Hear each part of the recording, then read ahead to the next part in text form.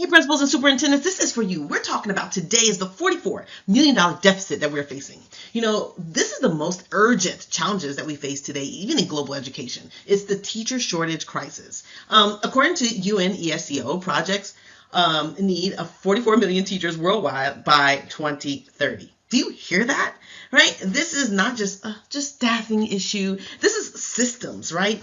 And it's affecting, equity, student achievement in classes, and our future workforce. So, it's not like, do we have a teacher shortage? It's like, we need to rebuild and think about what is our sustainable pipeline today. So the shortage right now is our present reality. In the United States alone, 1 in 8 teaching positions is either vacant or filled by someone who is not fully certified. So at the same time, nearly 15% of teachers leave or transfer about every year. And, juxtapose that on top of the special ed population in high need schools that are experiencing the greatest impact. So it's not coming, right? The shortage is here. We cannot out recruit attrition. So many districts focus heavily on recruiting dollars, but, recruitment alone is not going to solve this problem. As educators, like new educators, enter the professional pipeline, nearly the same number leave. And the system, your system is leaking talent. If we don't improve retention like yesterday, our working conditions, our supportive structures that we have in place, we will continue cycling through teachers instead of just building stability in our schools. Okay, here's the anatomy. This is why many of our teachers are leaving. So they're not leaving because they don't care. Teachers have the heart. They care for their students. Many are leaving because the system creates unsustainable conditions. Do we hear that? Just punitive accountability systems, scripted teaching, robotic hiring practices that are kind of rigid, are really subpar, poor field placements, and our isolated work environment once they get to the profession, all these environments that contribute to burnout. So we must kind of move from the blame game to teachers to kind of what does this redesign look like in this ecosystem around our teachers. Okay, so I call these the 5 buckets, or these 5 true pillars, right? So to strengthen our pipeline, we need to be intentional and think about our preparation systems, right? And this framework right here really highlights these 5 pillars.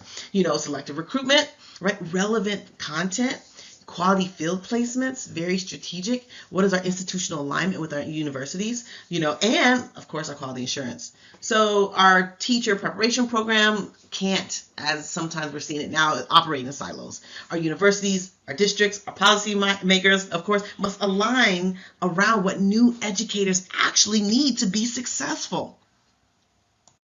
Okay, so let's talk about literally the evaluation, right? Evaluation teacher pathways. We often kind of prioritize this speed over kind of sustainability. Sometimes our fast track programs that we have, they fill our vacancies, but, residency models tend to produce stronger retention and long-term effectiveness. So just think about that. School-based residency allows aspiring teachers to learn alongside experienced teachers in the classroom, in the environment, before actually becoming fully responsible for instruction. So let's talk about the field placement kind of disconnect. One of the major issues I see about the disconnect between teacher training and the hiring realities is many of our teacher candidates experience that clinical placements that don't really reflect the environment where they ultimately are hired. And so this kind of creates that steep learning curve, and that contributes early to the career attrition. So thinking about our preparation programs, and districts must collaborate and be more intentionally when doing this. And think of, our automation. Are you automating away great teachers? What are our human-centered professionals, require human-centered hiring. And so when hiring systems feel kind of impersonal or overly automated, a lot of our stronger candidates may disengage. Research show that many applicants kind of abandon processes that feel robotic. Teachers want true connection, true responsiveness. And then when that sense of school value relationships dropped, it doesn't feel like it's personable. So there is the in-school licensure advantage, right? On-the-job certification models, really thinking about how does that remove the major barriers for, our aspiring educators. Think about our financial obstacles, right? The unpaid student teaching that's still in progress, right? And so those experiences often kind of prevent many of our teachers from, these talented individuals from entering the profession sometimes. The in-school licensure pathway allows our candidates to earn while they are learning, increasing accessibility, diversity with their placement within the educator workforce as well. So think also about the digital migration of kind of talent. Teachers today are learning independently through digital platforms like YouTube, TikTok, LinkedIn, and some of the online professional communities that we have. In many cases, educators are building skills faster than, institutions can actually realize them or input them in the classroom. And so when our systems fail to kind of value this professional growth, talented educators tend to kind of look elsewhere, including international opportunities. And then there's this process, this idea of closing the leadership loop, right? We know leadership plays a crucial role in retention. Teachers are more likely to stay when they love their leaders, right? Or when their leaders acknowledge professional learning. They're coaching leaders. They connect growth with their goals and provide, formal recognition, right? And this retention improves when there's a connection, or new teachers feel seen, they feel supported, they feel valued, they feel like true professionals in the field. And so this is that caveat that you hear all the time: replacing the scripts with trust. Right. And so thinking of high performance educational systems around the world really emphasize teacher autonomy and trust.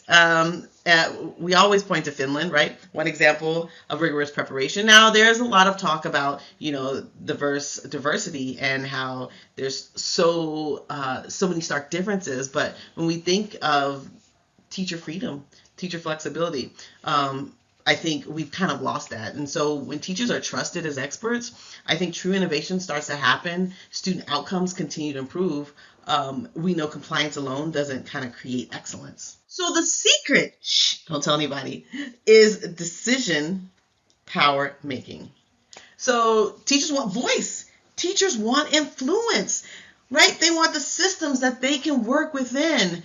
Research consistently shows that when educators are included in the curriculum, included in assessments and instructional decisions, and students' outcome improve, right? And so shared leadership is not just, it's something good for the culture. It's just a great strategy. I didn't want to leave without saying this, right? Thinking about our working conditions, our learning conditions, right? So we always feel like the future education depends on how we treat our teachers today. And when we look at what's going on, are we treating our teachers well?